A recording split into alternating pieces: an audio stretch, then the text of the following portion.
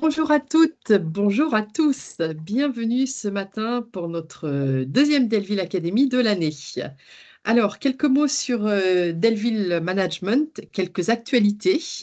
Alors, nous existons depuis 2010 et depuis 2019, nous avons progressivement construit une organisation régionale avec des implantations à Lyon, Lille, Nantes, Toulouse et Strasbourg en complément de notre siège parisien et une organisation internationale avec une présence en Allemagne, en Italie et en Espagne.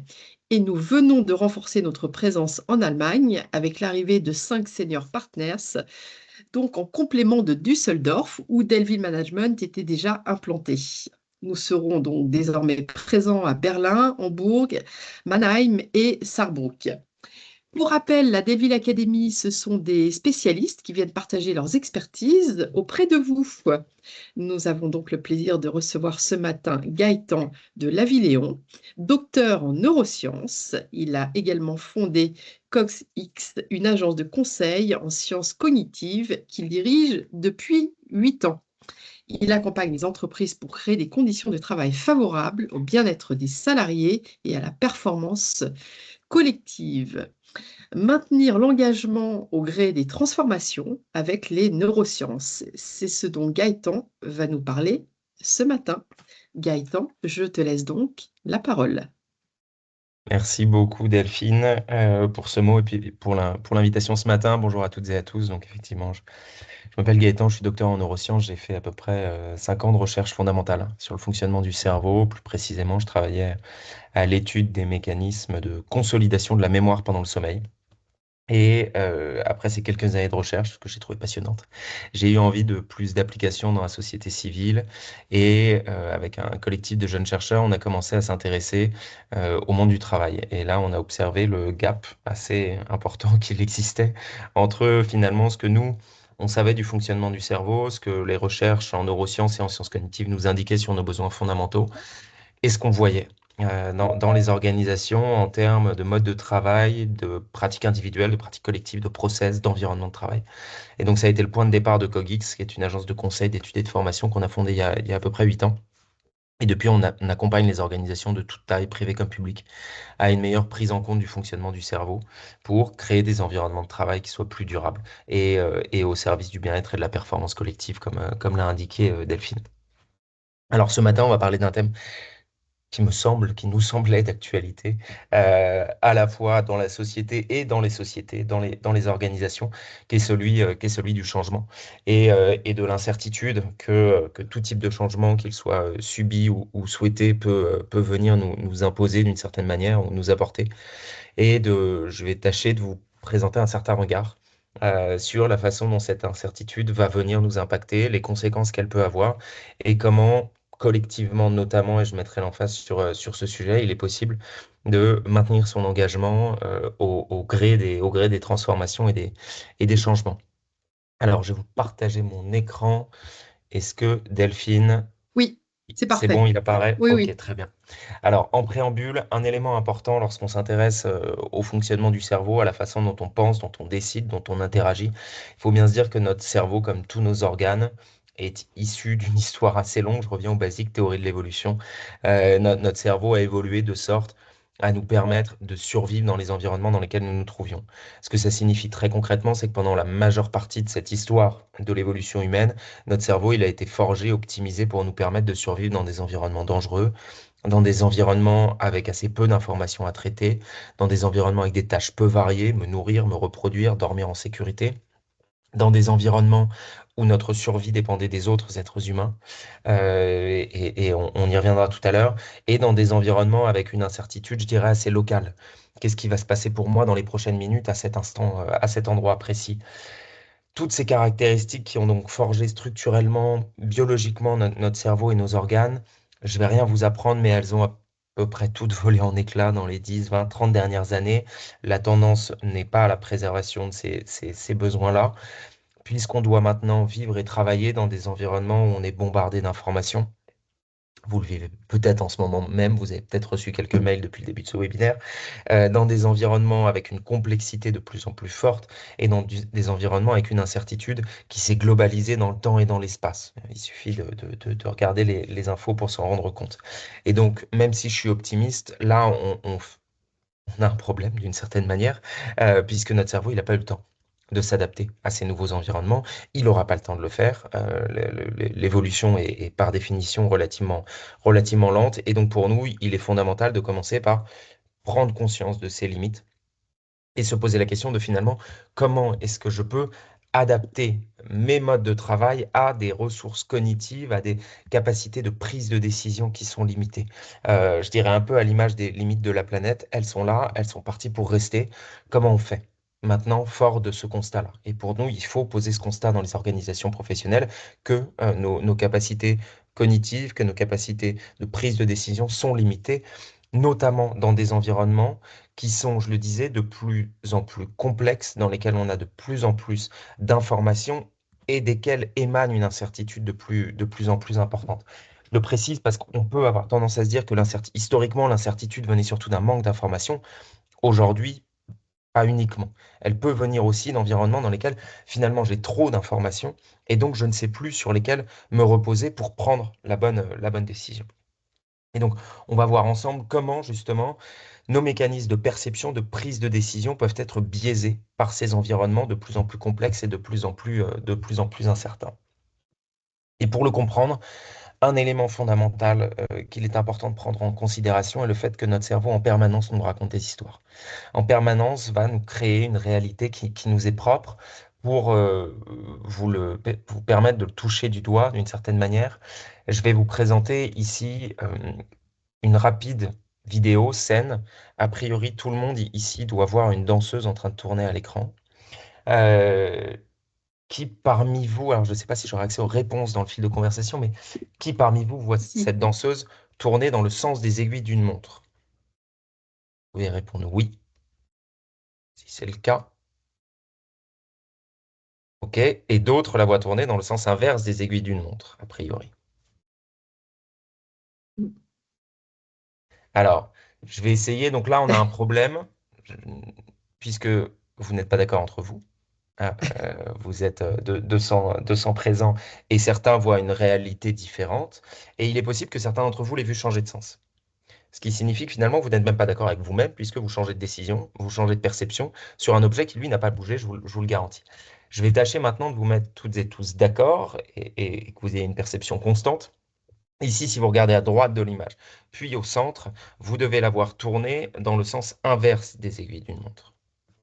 Si maintenant vous regardez à gauche puis au centre, vous devez la voir tourner dans le sens des aiguilles d'une montre. Et là où la magie et le bug s'opèrent, c'est que si maintenant vous regardez à droite puis au centre, vous la voyez tourner dans le sens inverse, à gauche puis au centre, vous la voyez tourner dans le sens des aiguilles d'une montre. Ce qui montre bien que c'est toujours la même danseuse qu'on observe au centre de l'écran. Et je vais rajouter un niveau de complexité en vous indiquant qu'en fait, la danseuse au milieu ne tourne pas. Ce que vos yeux voient, la réalité physique du centre de l'image, c'est uniquement une perception, une image en deux dimensions, d'une forme qui ressemble à une femme dont les membres vont se raccourcir progressivement puis se rallonger de l'autre côté. Il manque sur cette situation du milieu la notion de profondeur. Profondeur qui a été rajoutée à droite et à gauche par les traits de couleur et par les ombres. Sauf que, a priori, dans votre histoire, vous n'avez jamais vu des gens en deux dimensions. Donc, face à cette réalité parfaitement incohérente, votre cerveau va détecter un bug, il va détecter qu'il lui manque une pièce, et c'est votre cerveau qui va rajouter de manière factice, cette notion de profondeur. On parle de stimulus bistable. De manière aléatoire, on peut l'avoir tourné dans un sens ou dans l'autre, puisque notre cerveau va rajouter cette notion de profondeur dans un sens ou dans l'autre. Il faut se dire que chaque scène de notre vie est un peu comme un puzzle et face à un manque de cohérence possible, notre cerveau, s'il nous manque des pièces, notre cerveau va venir toujours rajouter les pièces manquantes. On va toujours se créer une représentation cohérente de la réalité, de la scène que nous sommes en train de vivre. Et là-dessus, on va avoir une première conséquence, je dirais, extrêmement délétère dans des environnements incertains, un peu à l'image, prenez cet éléphant comme étant un projet de transfo dans votre organisation, un changement de SI, changement d'espace, l'arrivée d'un nouveau collègue. Chacun, à partir des informations dont il dispose, factuellement autour de la table, mais aussi de sa propre perception, de ses propres expériences, de son humeur, de la quantité d'heures qu'il a passé cette nuit à dormir, de la réunion qui vient de passer avant de parler de ce sujet-là, va se créer sa propre réalité. Et donc là, on fait face à un défi majeur dans des environnements de plus en plus complexes, qui est une forme de polarisation des opinions, où finalement chacun va se créer une réalité différente, et à partir de là, si on n'est même pas d'accord sur le fait que c'est bien un éléphant au milieu de la pièce, bon courage pour être capable de le dresser collectivement. Bon courage pour être capable de faire avancer le groupe avec cet éléphant dans la bonne direction. Un cas qu'on a observé dans la société, un bon laboratoire sur ces sujets-là, c'était le Covid entre les pro-masques et les anti-masques, entre les pro-vaccins et les anti-vaccins. On n'était même plus capable de parler de la même réalité. Et donc, on n'était plus capable d'avancer, de faire corps dans la même direction. Ici, le seul moyen de se rendre compte que c'est bien un éléphant au milieu de la pièce, c'est si chaque personne est capable de douter de sa propre perception, de l'exprimer aux autres et d'accepter que sa perception est sans doute partielle, voire factice, et qu'il n'arrivera à une perception réelle que s'il va se nourrir de l'ensemble des perceptions des acteurs qui sont autour de la pièce. Ça nous amène à faire cet exercice auquel on nous invite assez peu, extrêmement difficile, de faire preuve à un moment de prise de perspective, d'enlever ses lunettes et de prendre celles de son voisin pour réussir à faire face aux incertitudes. Ce que je vous ai présenté ici, avec cet exemple de la danseuse, c'est ce qu'on appelle une illusion visuelle. C'est quelque chose qui se réalise à court terme et de manière automatique dans notre cerveau, et que l'on peut comparer à un ensemble de mécanismes qui reposent sur des probabilités, sur le fonctionnement même de notre cerveau, qui vont nous conduire dans certains cas à ce qu'on appelle des biais cognitifs. Vous en avez certainement déjà entendu parler. On va en balayer quelques-uns ce matin pour voir dans quelle mesure ils peuvent venir freiner, je dirais, notre capacité à accepter et à nous adapter face à des changements. Premier exemple que je voulais vous donner, vous avez bien fait de vous connecter ce matin, je vais vous proposer de jouer à un jeu d'argent. Euh, Deux cas de figure s'offrent à vous. Premier cas de figure, je vous propose de trouver une pièce, si vous avez encore un peu de monnaie sur vous, ce qui est de plus en plus rare, et de lancer cette pièce. Je vous fais confiance. Si vous me dites que ça tombe sur face, vous gagnez 2 200 euros. Si ça tombe sur pile, j'espère que vous aurez appris beaucoup de choses, mais vous repartirez sans argent supplémentaire. Ça, c'est le premier cas de figure. Deuxième cas de figure, en fait, vous ne le saviez pas, mais on a eu accès à vos informations bancaires, on a votre RIB, et donc on vous fait le virement. Immédiatement, l'argent est sur votre compte, vous gagnez 1 000 euros. Qui parmi vous choisirait de partir avec la somme? Donc vous pouvez taper B ou taper A en fonction de l'option que vous préférez, si ce matin vous êtes plutôt joueur ou pas. Donc j'imagine que tous les oui, c'est pour partir avec la somme, puisque c'était ma question initiale. OK. Alors, je ne vais pas faire les stats là, mais en moyenne, les gens vont partir avec la somme. La majeure partie des individus va décider de partir avec la somme, alors même qu'il y avait un biais dans l'exercice. Si certains d'entre vous sont à l'aise avec les probabilités, vous avez dû le percevoir. Je ne vous ai pas proposé 0 versus 2000 ou 1000 euros. Il y avait un gain probable plus important dans le premier cas de figure que dans le second. Ce que cette tâche très connue en économie comportementale, dans laquelle expérience après expérience, on a observé que la majeure partie des individus va toujours choisir la sécurité, ce qu'elle a permis de montrer, c'est que nous ne sommes pas des homo economicus qui faisons des calculs de probabilité extrêmement rationnels pour décider là où nous allons nous diriger. En réalité, dans l'option du jeu, il y a une notion d'incertitude. Et nous avons mis en place une forme d'aversion naturelle à l'incertitude pour la simple et bonne raison que l'incertitude peut être associée à un danger. Historiquement, un endroit que je ne connais pas, une grotte dans laquelle je n'ai jamais été, c'est un endroit dans lequel je peux mourir. Et donc notre cerveau a mis en place ce système de protection qui va nous éloigner des options qui disposent d'un certain degré d'incertitude. Deuxième biais que l'on peut retrouver dans cette situation, j'ai insisté presque un peu lourdement sur le fait que dans le deuxième cas de figure, on avait votre RIB, on vous avait fait le virement, l'argent, il était déjà à vous. Et donc, jouer, d'une certaine manière, c'est pas seulement accepter de l'incertitude, en réalité, c'est presque perdre quelque chose. Alors que ceux qui ont décidé de jouer, peut-être se sont dit, en fait, j'avais rien à gagner. Alors que d'autres se sont dit, les 1000 euros, ils sont déjà à moi, ils sont acquis. Autre élément fondamental dans les situations de changement, c'est un biais qu'on va appeler une aversion naturelle à la perte. À partir du moment où quelque chose est à vous, à partir du moment où vous en avez fait possession, il peut s'agir de ces 1000 euros, il peut s'agir de cet outil que vous utilisez depuis pas mal d'années, de votre chaise, de votre collègue, etc. À partir du moment où vous avez une appartenance, un sentiment de propriété vis-à-vis de quelque chose, le moment où vous êtes en situation potentielle de le perdre, vous allez augmenter légèrement la valeur perçue de cet élément-là.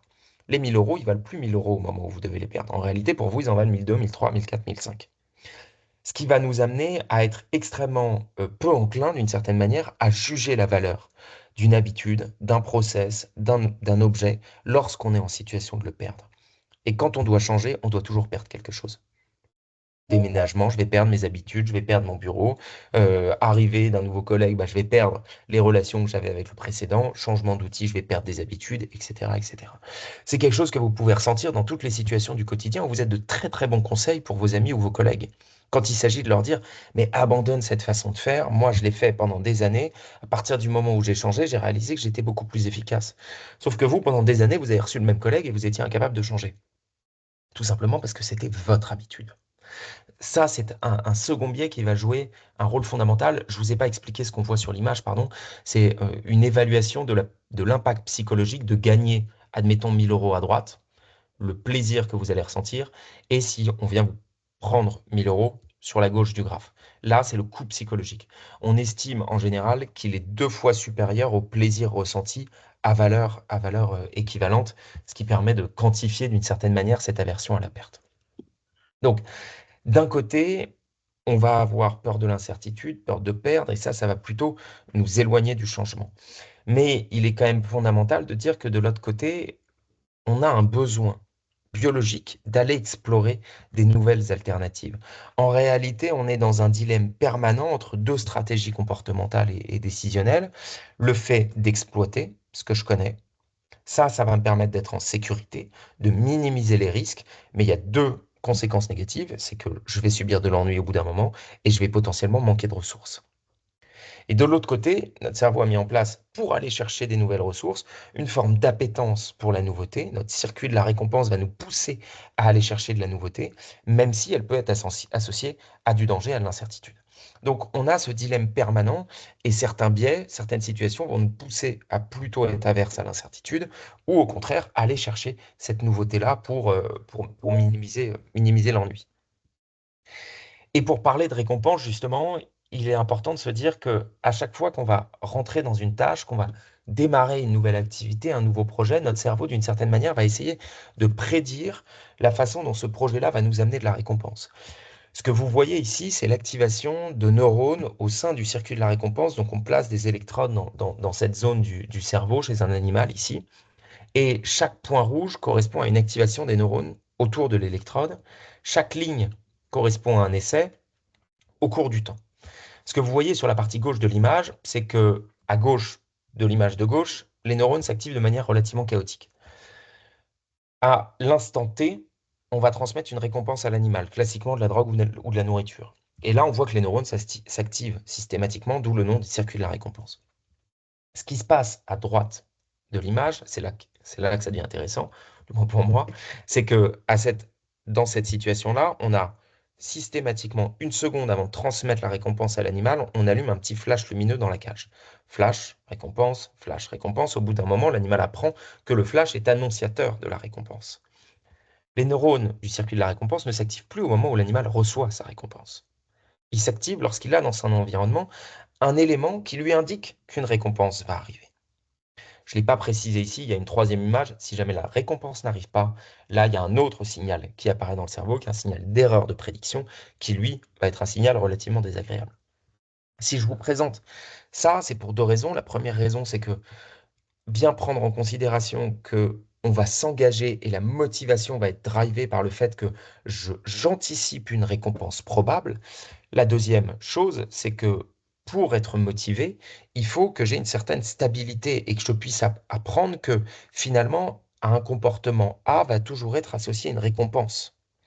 Si je suis dans un environnement où ça change tout le temps, si je suis dans un environnement où parfois je fais la tâche et j'ai ma récompense, et parfois je fais la même tâche et j'ai pas de feedback, pas de récompense. J'ai pas le même output parce que mon outil a changé, parce que mes collègues ont changé.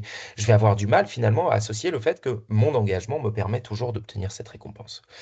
Et l'autre élément important quand on parle de récompense, c'est la notion de temps. Si je vous propose, il y a ce qu'on appelle le biais du temps présent. Toute récompense obtenue à court terme va être beaucoup plus valorisée qu'une récompense obtenue à long terme. Si je vous propose de gagner 100 euros maintenant ou 100 euros dans 6 mois, ça n'a pas la même valeur économique pour vous. Et ici, on va avoir une difficulté supplémentaire qui va s'ajouter dans les projets de changement, qui est que finalement, je ne suis pas sûr d'à quel moment le projet va aboutir. On est en train de me promettre que ce changement de SI va me permettre de gagner en efficacité, c'est ma récompense, mais quand est-ce que ça va arriver ça? Et plus le projet amène à des récompenses potentiellement lointaines, plus ces récompenses vont perdre en valence pour moi. Et donc, il est fondamental dans les projets de changement d'essayer de rapprocher la récompense. Même si c'est long, même si le changement d'outil ou de process, il est à 6 mois ou à 1 an, quels sont les jalons que je peux me mettre et comment moi, en tant que manager, en tant que leader, je peux valoriser ces jalons-là de sorte à maintenir un engagement dans la durée, de sorte à ce qu'il y ait, entre guillemets, j'aime pas le terme, mais je vais l'utiliser, une carotte à court terme. La promesse à long terme ne suffit jamais pour s'engager dans le changement. La crise climatique en est un bon exemple. Finalement, changer mes habitudes maintenant pour voir peut-être un effet sur le changement climatique à 5 ou 10 ans, c'est assez peu récompensant.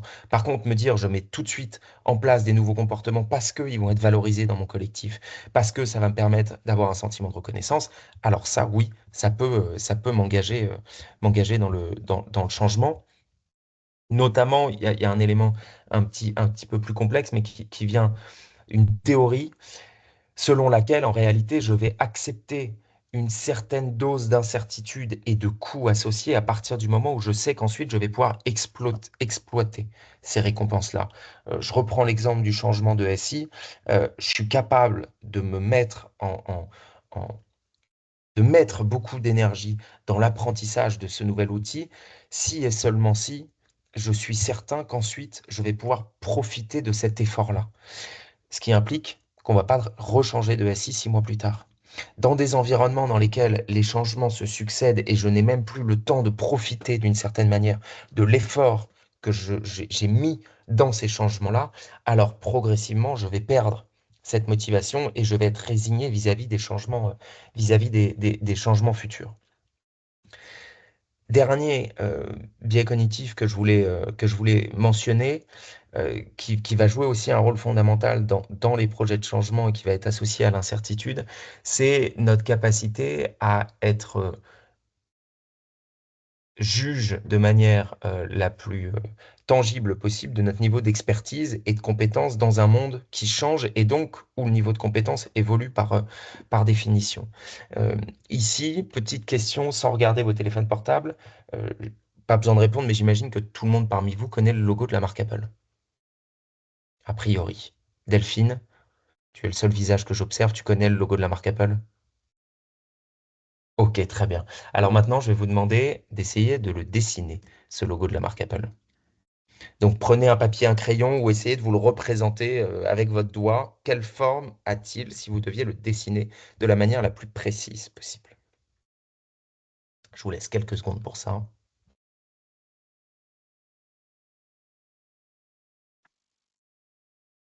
Alors, normalement, deux choses ont dû se passer. La première, c'est que vous avez dû commencer à avoir un doute et un décalage entre votre certitude de, bah oui, évidemment, pourquoi il me pose cette question? Je connais le logo de la marque Apple et ah, mince, tout d'un coup, je dois le dessiner, à quoi il ressemble vraiment. Mhm. Deuxième cas de figure, deuxième élément, a priori, votre dessin doit se retrouver dans ce panel-là.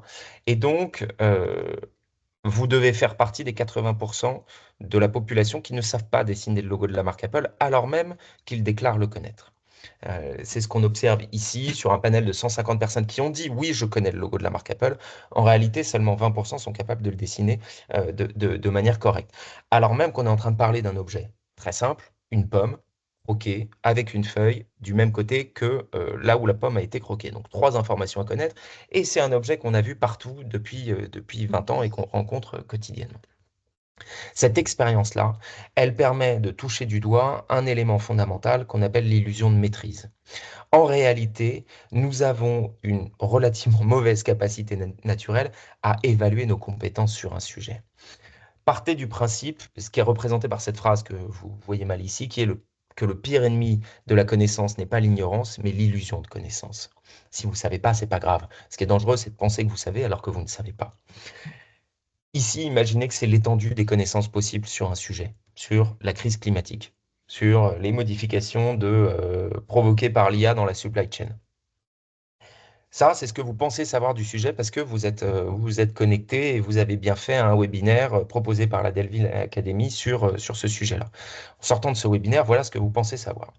En réalité, lorsque vous allez être en situation de prendre une décision, d'émettre un avis, voilà ce que vous saurez vraiment. Il faut se dire, et c'est représenté par une courbe qu'on appelle l'effet Dunning-Kruger, qui est l'évolution de sa confiance dans son niveau de compétence. Quand vous allez commencer à vous renseigner sur un sujet, vous allez, sans aucun jugement, rentrer dans ce qu'on pourrait appeler une forme de montagne de la stupidité, à un moment où vous avez une surconfiance par rapport à votre niveau de connaissance.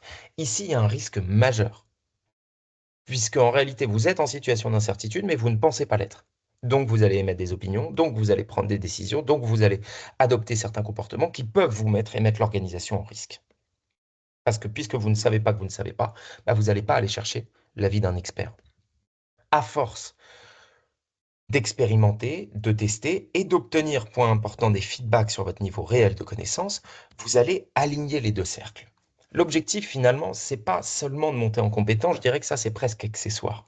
L'objectif, c'est d'aligner et d'ajuster sa confiance dans son niveau de compétence réel, jusqu'à parvenir à un moment où vous êtes capable de dire ça je sais et je suis capable de décider, ça j'ai un doute et donc il faut que j'aille chercher une expertise à côté. C'est le seul moyen de réussir à combler une incertitude individuelle dont bien souvent nous n'avons même pas conscience. Autre risque, je ne le précise pas, la vallée de l'humilité, c'est le moment où on va avoir un syndrome de l'imposteur. En réalité, vous savez, vous êtes expert, mais vous avez tellement pris conscience de l'étendue des connaissances sur un sujet que vous n'allez pas oser prendre la parole. Et la pire des situations qu'on va rencontrer classiquement dans un codir, vous avez la personne qui ne sait pas trop mais qui pense savoir qui va prendre la parole, et vous avez juste à côté celle qui sait qu'on va se planter, celle qui sait que la décision n'est pas la bonne, celle qui sait qu'on devrait prendre plus de temps, mais qui n'ose pas le dire. Et là, on va avoir tout le groupe qui va se porter dans la mauvaise direction parce qu'on a deux biais d'une certaine manière qui se sont rencontrés au mauvais moment. Donc, si je résume globalement, face à des situations d'incertitude, et je vous en ai présenté qu'une petite partie, on va avoir une réduction de la perception des récompenses à long terme, on va avoir une difficulté à évaluer notre niveau réel d'incertitude et donc de connaissance vis-à-vis du sujet, on va avoir une aversion à l'incertitude, on va avoir un ensemble de biais qui vont potentiellement nous amener d'une part dans la mauvaise direction et surtout créer des risques de polarisation des opinions, puisque tous ces biais-là, bah, ils vont pas se présenter de la même manière chez les personnes qui sont autour de la table. Et donc, d'où l'importance de pouvoir en débattre et vraiment de prendre conscience également que euh, vous ne serez jamais capable d'identifier vos propres biais à l'instant où ils se présentent. Le seul moyen de le faire, c'est de demander à vos collègues, est-ce que tu penses que je suis biaisé à cet instant précis? Voilà ce que l'incertitude va provoquer. Deuxième sujet, et je vois le temps qui passe et j'ai encore beaucoup de choses à vous dire, les choses dont on a besoin pour s'adapter face à un changement. Je ne vais pas tous les détailler, mais globalement, la recherche nous montre qu'on a besoin de capacité, on a besoin de sentir qu'on va être efficace dans le changement, ou du moins que le changement va pas trop nous faire perdre en efficacité, ce qui est toujours le cas pendant les premières semaines. Mais j'ai besoin de raccourcir cette période-là. On a besoin d'espace mental.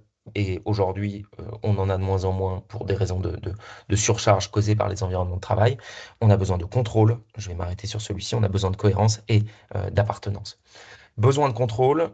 Brièvement, un élément fondamental. En sciences cognitives, on va parler de locus de contrôle.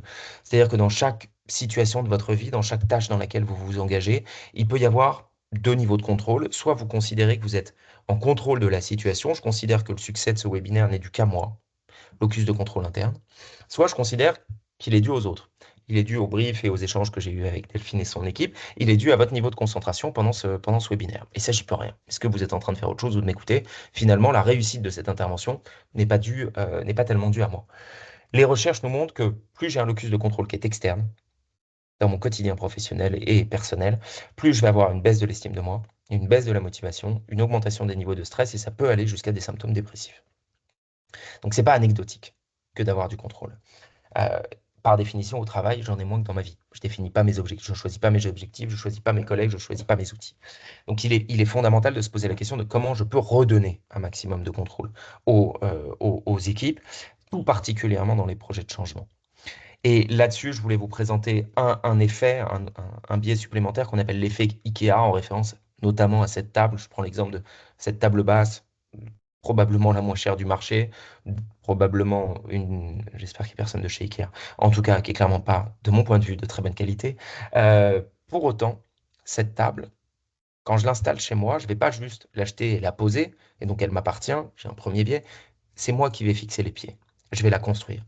À partir du moment où je construis un objet, à partir du moment où je prends du contrôle sur la finalité d'un objet et de mes actions, je vais augmenter la perception de celui-ci.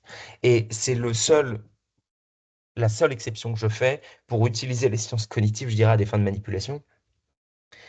Plus vous allez donner du contrôle aux personnes qui vont vivre le changement sur le changement lui-même, plus vous allez d'une part augmenter leur motivation, mais également augmenter leur perception de ce changement-là.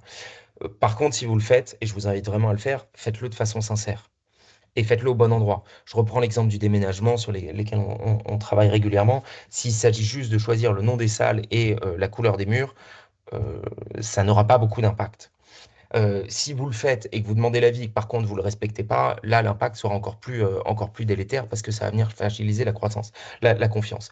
Par contre, dire, bon bah voilà, les mètres carrés, ils sont là, l'immeuble, il est là, on l'a choisi, c'est comme ça. On passera en flex office, c'est comme ça, c'est un choix de la direction, pour différentes raisons. Par contre, comment vous allez vous approprier ce flex office? Quels sont les modes de travail que vous allez mettre en place? Quelles sont les nouvelles habitudes? Ça, ce sont des marges de manœuvre qui peuvent être à la main des équipes et qui vont leur permettre de s'approprier ce changement-là. Deuxième élément sur lequel je voulais m'arrêter, fondamental dans les situations de changement, la notion de cohérence. Je l'ai présenté un petit peu avec l'exemple de la danseuse pour vous en donner un deuxième.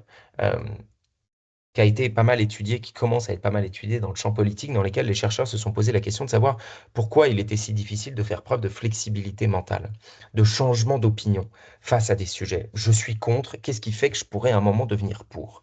Et là, ils ont mis des démocrates et républicains dans un IRM et ils ont observé l'activation du cerveau lorsqu'on présentait à ces personnes-là, de deux bords politiques, des opinions contraires à leurs propres croyances. Je suis démocrate, on me présente des arguments républicains et inversement. Ils ont observé que systématiquement va s'activer dans le cerveau un ensemble de structures qu'on appelle le réseau du mode par défaut. Ce réseau-là, il s'active par défaut lorsqu'on ne fait rien, mais également lorsqu'on va rentrer dans des états de méditation, lorsqu'on va d'une certaine manière fermer les écoutilles et se concentrer sur nos propres croyances, sur notre propre état interne. Ce qu'ils ont touché du doigt, du moins c'est une hypothèse aujourd'hui assez forte, c'est le substrat biologique du dialogue de sourds. C'est ce qu'on appelle également le biais de confirmation. Dès que vous avez des croyances fortes sur un sujet et qu'on va vous présenter des opinions contraires, votre cerveau va se mettre en état d'alerte pour protéger votre cohérence interne. Et donc, il ne va laisser en aucun cas ces arguments venir attaquer votre système de valeurs. Donc, vous allez les traiter juste en superficie, de sorte à pouvoir argumenter, à vous sentir très intelligent dans le débat, mais en réalité, à aucun moment, vous n'allez changer d'opinion, puisque vous n'allez pas traiter en profondeur ces arguments-là. Et ça aussi, ça va être quelque chose de fondamental dans les projets de changement, lorsque les projets de changement viennent d'une certaine manière attaquer mon système de croyance et mon système de valeurs. Soit parce que le changement, il est clairement opposé à mon système de valence. On travaille par exemple beaucoup dans les administrations, dans les collectivités. Vous avez des référents sur la transition écologique qui s'engagent sur le sujet et puis tout d'un coup, la direction, la collectivité accepte le passage d'un autoroute en plein milieu d'une forêt protégée. Bah là, clairement, il n'y a pas de cohérence par rapport à mon système de valeurs. Il peut y avoir également des situations dans lesquelles j'ai tellement associé mon travail à mes propres valeurs que je me définis par mon travail, que le moment où on vient changer mon travail, en réalité, on vient attaquer mon système de croyances et de valeurs. Pour vous donner un exemple, Je suis surengagé sur ce projet, ça fait 3 ans que je le porte, et là, ma direction vient me dire, bah, écoute, tu as tellement fait le job que maintenant, le projet, on va le passer à quelqu'un d'autre. Parce que ça y est, c'est du run, il n'y a plus besoin que tu sois mobilisé dessus. On va te proposer autre chose, ce qui, a priori, peut être plutôt valorisant. Sauf que puisque j'ai associé ce projet à mes valeurs, que depuis 3 ans, on me propose un management par les valeurs, bah, en réalité, ce système peut rentrer en état d'activation pour défendre mon système de croyance. Et donc, je vais rejeter en bloc cette proposition, alors même qu'elle pourrait être bénéfique pour moi, pour ma carrière, et qu'elle est tangible. Je vous dis ça parce j'observe aujourd'hui une tentation à manager par les valeurs. De plus en plus, je voulais juste signaler qu'il pouvait y avoir un risque à le faire.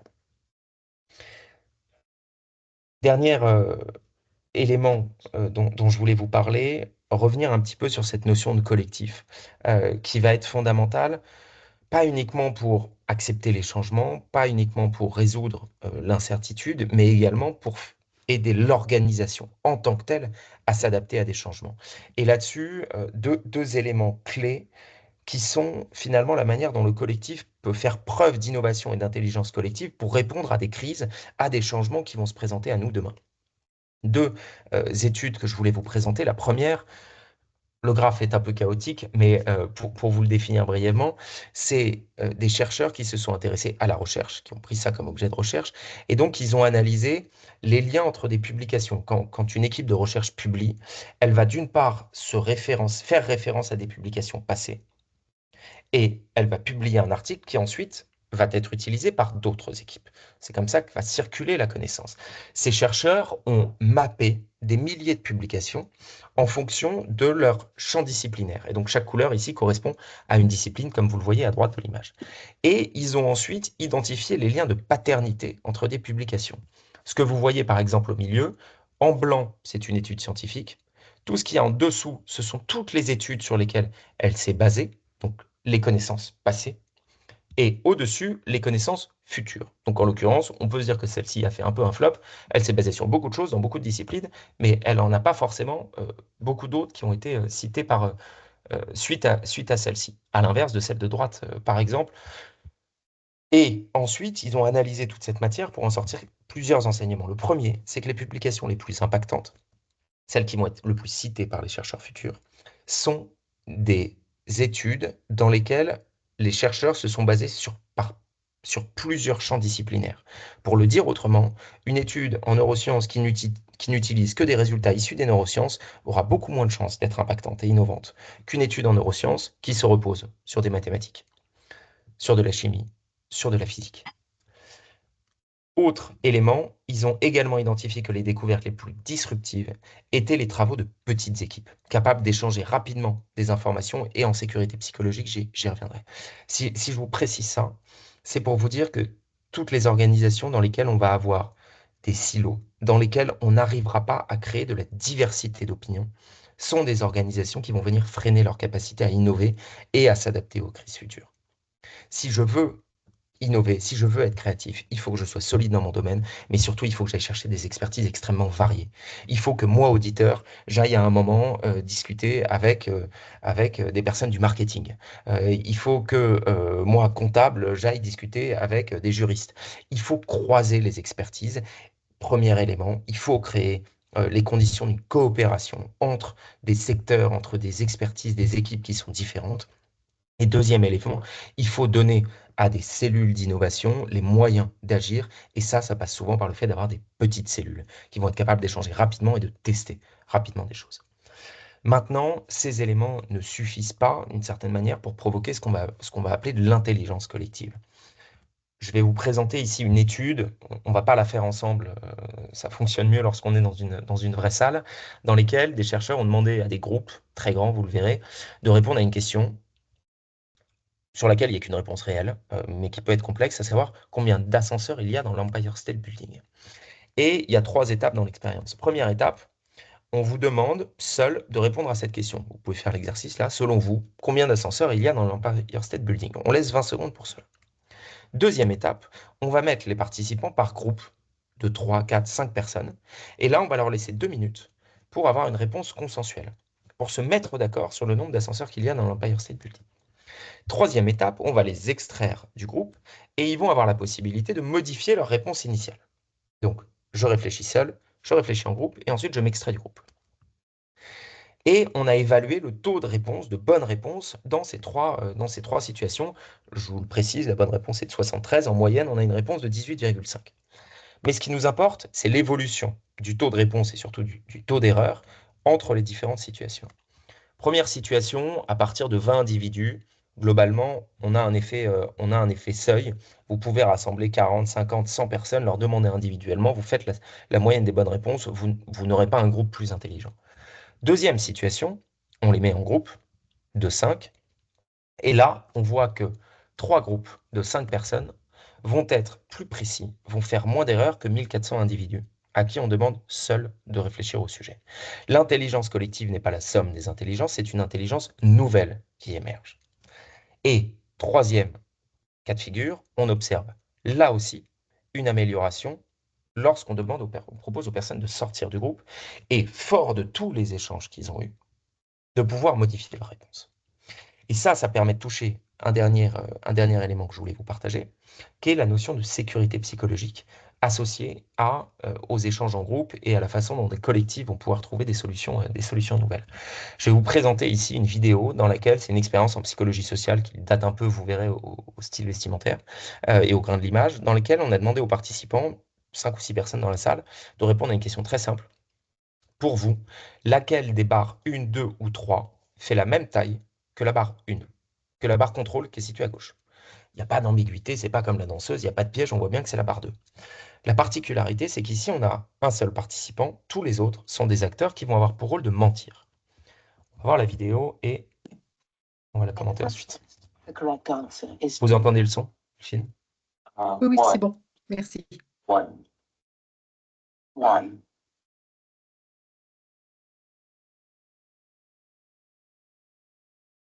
Oui, c'est notre sujet. One. Once again, the correct answer is two. Three. Three.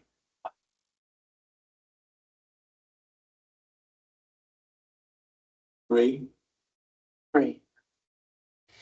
Donc ici, comme vous avez pu le voir, au début, il reste droit dans ses bottes, entre guillemets, il exprime sa propre croyance, sa propre perception, qui en l'occurrence est la bonne. Au bout de seulement 2 essais, il va modifier son comportement, même si on voit bien qu'il n'a pas confiance en ce qu'il dit, pour s'aligner à la norme du groupe. Si on continue l'expérience, il va même y avoir une modification, une perturbation de sa propre confiance en lui, c'est-à-dire qu'au bout d'un moment, il va se dire, en fait, je dois aller chez l'ophtalmo, j'ai des problèmes, c'est le groupe qui a raison.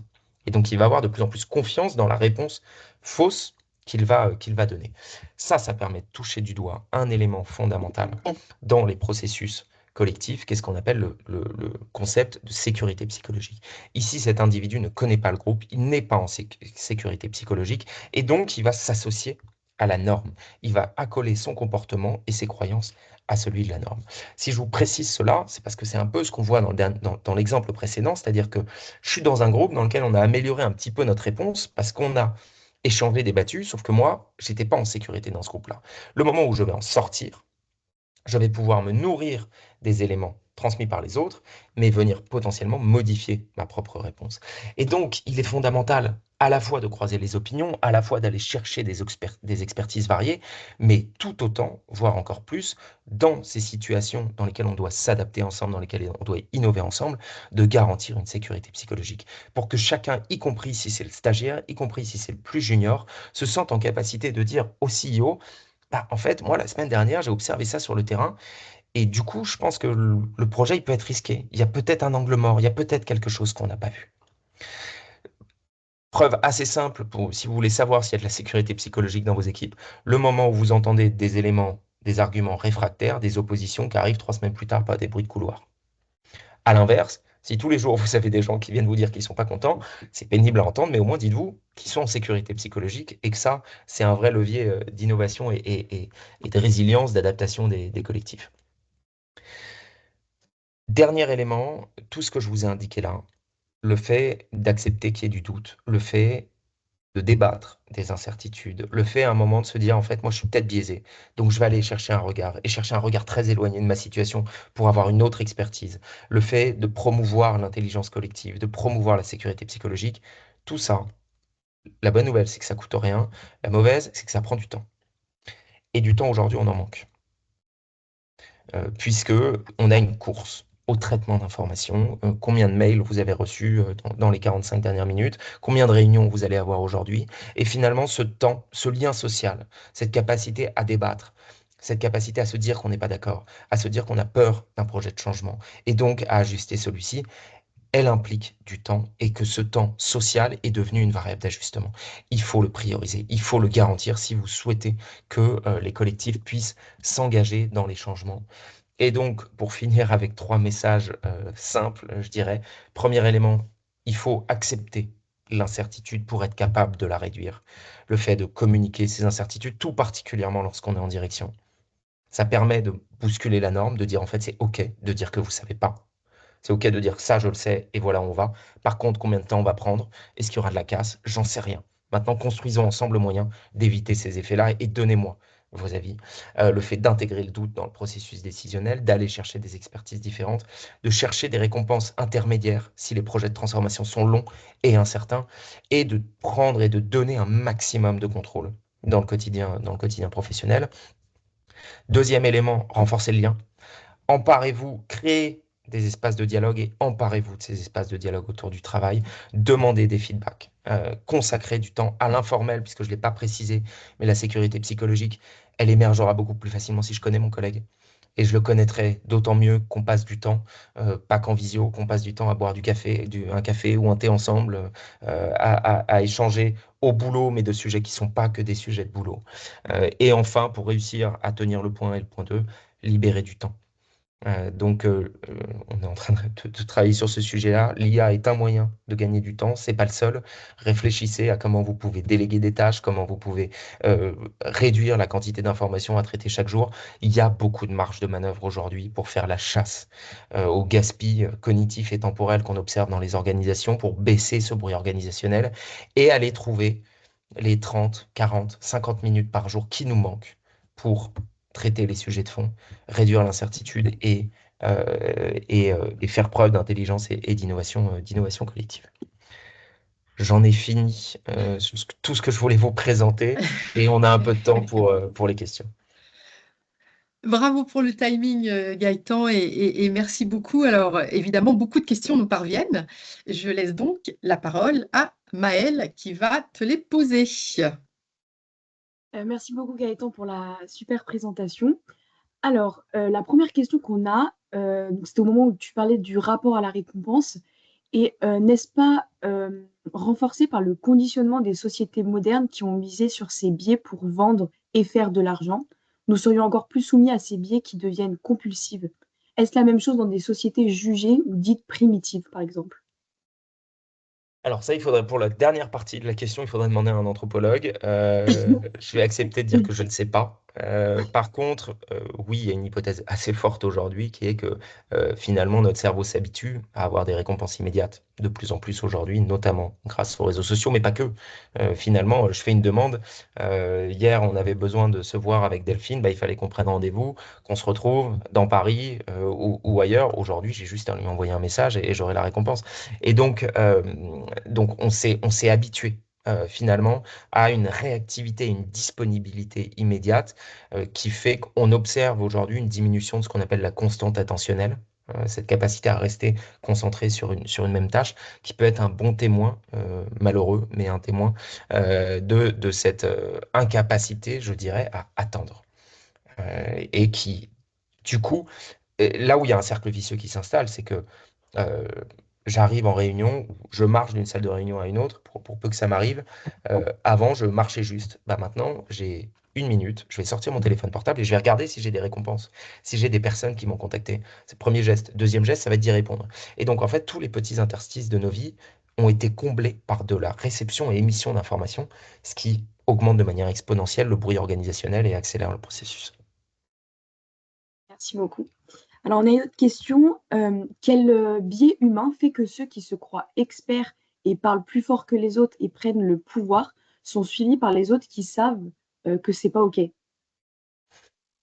Alors, la pression sociale, la peur, tout simplement. Celui qui tape plus fort et qui parle plus fort, il va générer chez moi, en fait, globalement, le pouvoir. Il y a des données qui montrent que le pouvoir va avoir deux effets, euh, qui soient réels ou juste institutionnels, mais, ou perçus. Le pouvoir va d'une part modifier la physiologie et la psychologie de celui qui l'exerce avec une accélération psychologique, une capacité à défendre ses buts, à défendre ses objectifs, à prendre des risques, à décider plus vite. Mais dans le même temps, ça va diminuer ses compétences prosociales. Ça va diminuer sa capacité à écouter autrui, à faire preuve de perspective. Et ça va aussi avoir un effet sur la personne qui le subit. Et cet effet, c'est une augmentation du stress qui va provoquer une inhibition comportementale. Donc, scène caricaturale, vous avez plein de choses à dire à votre boss. Et puis là, vous arrivez à l'étage de la direction. Et puis là, déjà, tout vous rappelle cette relation de pouvoir. Vous rentrez dans le bureau. Et là, tout d'un coup, vous allez dire que 10, 20, 30% de ce que vous aviez envie de dire à quelqu'un qui lui-même est moins en capacité de l'équipe, peut être lui-même moins en capacité de l'écouter. Et donc là, on a une perte d'information dramatique qui s'opère du pouvoir. Et maintenant, ce pouvoir, comme je le précisais, pour répondre à la question, il peut être réel, mais il peut être juste factice. Quelqu'un qui va gueuler plus fort, progressivement, il va instaurer une relation de pouvoir vis-à-vis des autres. Il va émettre la perception qu'il a du pouvoir sur eux, alors même qu'il n'en a pas, d'autant plus si le manager observe la situation et ne fait rien. Merci beaucoup pour la réponse. Alors, une autre question qu'on nous a posée, les métiers personnes qui délèguent une grande partie de leur activité à une IA perdent donc sur leurs besoins de contrôle? C'est une question à laquelle on n'a pas encore de réponse, mais oui, enfin, on peut émettre l'hypothèse que oui, c'est-à-dire que finalement, quand je vais communiquer avec une IA, j'ai assez peu de contrôle sur ce qu'elle va me sortir. Je donne deux prompts, un à ChatGPT et un à Claude, j'ai pas la même réponse. Bah, qu'est-ce qui s'est passé? Qu'est-ce que j'ai fait? Et surtout, là où ça va devenir délétère, c'est que le moment où, souvent trop tard, on va se rendre compte qu'en fait, elle m'a donné des fausses informations. Et j'en vois tous les jours des choses qui sont produites avec l'IA dans lesquelles bah, la référence, elle n'existe pas. Sauf que ça, je me rends compte lorsque je vais faire ma présentation en Codir. Qui est responsable de la faute? Qui est responsable de l'erreur? Est-ce que c'est moi? Est-ce que c'est le prompt que j'ai écrit? Est-ce que c'est le fait que j'ai pas vérifié? Est-ce que c'est le code qui a été utilisé? Et donc, OpenAI. Et par ce fait-là, on peut progressivement perdre en contrôle. Et ensuite, de manière plus structurelle, euh, il peut y avoir une perte de sentiment d'identité professionnelle. Finalement, si je fais ça et même si je réussis, est-ce que c'est moi qui ai réussi ou est-ce que c'est l'IA qui a réussi à ma place? Et ça peut avoir des effets extrêmement délétères également. Merci beaucoup. Alors, on nous demande enfin, on vous demande de revenir sur le risque du manager par les valeurs. L'idée, en fait, c'est de se dire que si c'est très bien, enfin, il faut idéalement avoir une organisation professionnelle qui est en adhésion avec les valeurs des personnes qui s'y trouvent. Je voulais juste mentionner un double risque. Le premier, c'est un risque, je l'ai pas mentionné là, mais c'est un risque de surengagement. On travaillait pour une institution qui fait du financement public dans les pays en difficulté. Les gens, ils y vont, je cite, pour sauver le monde, même s'ils vont au service comptabilité. C'est pas pour dénigrer le travail de la comptabilité, mais entre l'activité qu'ils font et ce qui va se passer en Afrique subsaharienne, il y a quand même un certain nombre de gaps. Et donc, s'ils ratent une fiche de paye, ça n'aura pas d'impact immédiat de la même manière que s'ils le réussissent. Et donc, on a des populations qui vont se surengager, qui ne vont jamais dire non. Et il y a des risques de burn-out. Donc ça, c'est la première chose. Et c'est OK, en fait, à un moment de dire, déjà, si tu fais ton job pour que le collectif fonctionne mieux, je ne parle pas de tes valeurs, juste pour que le collectif fonctionne mieux, c'est un levier d'engagement extrêmement fort. Et si tu fais ton job pour bien le faire. Et l'autre chose, c'est que plus j'ai mon travail que j'associe à mon identité et à mes valeurs, moins je peux être enclin à faire preuve de flexibilité et à changer d'opinion. Et donc, le moment où quelque chose, on m'a dit c'est génial, il faut le faire parce que ça va permettre de sauver la planète, réduire des crises, etc. Et tout d'un coup, on vient me dire, bah, en fait, on a changé de position. Bah, tout d'un coup, puisque j'ai associé ça à mes valeurs, changer la position sur ce produit, c'est attaquer mes valeurs d'une certaine manière. Et donc, il y a une résistance au changement qui peut s'opérer de ce fait-là. Maintenant, je le reprécise, c'est bien qu'il y ait des valeurs dans l'organisation et qu'elles soient alignées avec les valeurs individuelles. Alors, on a encore quelques questions. Alors, on dit que la globalisation fait apparaître de fortes concurrences en interne, en France, on subit des forces qui veulent nous désorganiser. Et à l'extérieur de la France, on est en concurrence avec les prix. Pourquoi ne pas orienter la psychologie collective vers la cohésion et l'effort collectif? Bah, pourquoi ne pas le faire? Moi, j'y vois aucune raison. La question, c'est plutôt pourquoi on le fait pas. Enfin, en tout cas, je peux essayer de répondre plutôt à la question pourquoi on le fait pas. Euh, Parce qu'en fait, il y a des logiques économiques, sociétales, culturelles et éducatives qui nous poussent vers la compétition plutôt que la coopération. Euh, D'autant plus dans une société qui, il me semble, mais sous couvert d'expertise de sociologue ou anthropologue, est de plus en plus individualiste, et donc dans lesquels j'ai de plus en plus la difficulté à un moment à échanger avec l'autre sur mes besoins, sur ses besoins, sur la capacité de pouvoir y répondre. Enfin, je ne compte plus le nombre d'équipes dans lesquelles on voit une équipe qui se plaint du travail de l'équipe d'à côté, mais qui à aucun moment n'a été ouvrir la porte pour leur dire, écoutez, voilà la manière dont nous on travaille, voilà ce dont on a besoin, voilà ce que nous on est prêt à vous donner, et discutons de la manière dont on doit coopérer. Donc si ça, on a déjà du mal à le faire au sein des boîtes, évidemment, ça va être compliqué de le faire entre des organisations et encore plus entre des pays. Mais donc je pense qu'on hérite d'années et de décennies de culture de la compétition avec des logiques économiques qui sont derrière. Là où j'ai un peu d'espoir, c'est que je pense que l'IA euh, euh, va tellement fragiliser le lien social que peut-être il va y avoir à un moment une prise de conscience et un retour en arrière et il va être fondamental, voire critique pour les organisations. C'est l'objet d'une tribune qu'on va publier la semaine prochaine, de se poser la question de la relation d'humain à humain et d'en faire une priorité stratégique. Je vois aujourd'hui peu de codir, peu de directions qui font de la relation humain à humain un objectif stratégique. Beaucoup parlent de coopération, le mettent dans leur projet stratégique. Beaucoup moins sont capables de l'objectiver et de mettre en œuvre un plan d'action pour vraiment la développer. Merci beaucoup. Alors, je pense que j'ai le temps de poser encore quelques questions. Alors, les neurosciences expliquent-elles l'augmentation de l'individualisme et le désengagement chez les jeunes générations? Je ne dirais pas. Je pense que ce sont plutôt des phénomènes sociétaux. Ça me permet de revenir sur une chose qui est que j'ai beaucoup parlé des biais cognitifs et j'ai pas, je m'en excuse, pris cette précaution-là. Ces biais, ils viennent de mécanismes biologiques qui fonctionnent très bien dans 99,9% des cas et il faut éviter de tomber dans un écueil qui serait c'est pas ma faute, c'est de la faute de mes biais et surtout, c'est pas de la faute de mon organisation, c'est de la faute de mes biais. Il ne faut pas que les neurosciences soient utilisées pour surresponsabiliser l'individu. Ces biais surviennent parce qu'il y a des environnements qui les favorisent parce qu'on manque de process pour s'en prémunir. Typiquement, la sécurité psychologique, l'intelligence collective, tous les biais relationnels, on peut les éviter si on a l'environnement qui le permet. Et pour répondre à la question des générations, en réalité, les données ne montrent pas un désengagement des nouvelles générations.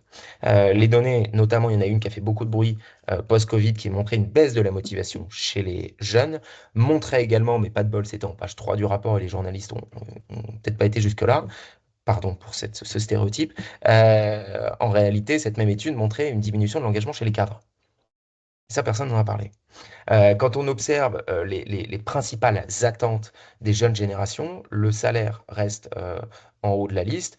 Il me semble que c'est les 45 et plus, c'est l'équilibre pro-perso qui est une attente, qui est l'attente numéro un. Donc, ce qui va plutôt à l'encontre de beaucoup de choses qu'on entend dans les organisations. Maintenant, et le rapport au travail et l'implication dans le travail, il y a une étude récente qui montrait qu'elle est à peu près identique. Maintenant, il est possible que les jeunes l'expriment plus. Ça, c'est tout à fait possible. Qu'aujourd'hui, on ait des normes, justement, où il est OK de dire, bah non, moi, à 18h, j'ai poney et j'ai envie d'y aller, quoi. Merci beaucoup. Et je vais poser donc une dernière question. Pourriez-vous nous partager quelques références ou lectures? Alors, en termes de lecture, je vous recommande trois auteurs. Le premier, c'est Albert Moukébert, alors je sais pas, Delphine, Maël, si on pourra vous les faire suivre peut-être aux Oui. participants, mais donc Albert Moukébert qui a écrit notamment Notre cerveau nous joue des tours, Sama Karaki qui a écrit Le talent est une fiction, l'empathie est politique, et un dernier ouvrage sur les figures d'autorité qui sont deux docteurs en neurosciences et qui écrivent sur ce sujet. également un ouvrage d'Olivier Sibony, Vous allez commettre une terrible erreur, qui lui est un ancien de McKinsey, il me semble, prof à HEC, il me semble aussi, et qui a analysé des trajectoires, décisions économiques, enfin d'organisation privée sous l'angle des biais cognitifs, qui vient expliquer comment parfois ça a pu participer à les conduire à la mauvaise direction. Et de notre côté, on publie tous les mois une tribune dans Les Échos, dans lesquels on va analyser différents sujets autour du travail sous l'angle des sciences cognitives. Donc là-dessus, il suffit de taper mon nom sur Les Échos et vous pourrez avoir accès à toutes nos tribunes. Merci beaucoup. Maëlle. Merci Maëlle, merci Gaëtan, c'était riche, très éclairant. Je pense qu'il y a encore pas mal de personnes qui souhaiteraient te poser des questions, donc si tu es d'accord, ils te contacteront les uns et les autres. Avec plaisir. Je vous remercie à tous pour votre écoute. Vous retrouverez ce replay sur notre page LinkedIn Delvin Management. Nous allons sortir un post très bientôt. Donc, je vous invite à nous suivre. Je vous dis donc à très vite pour une prochaine Delville Academy le 19 février. Et en attendant, je vous souhaite une très belle fin de semaine. Bye bye à tous.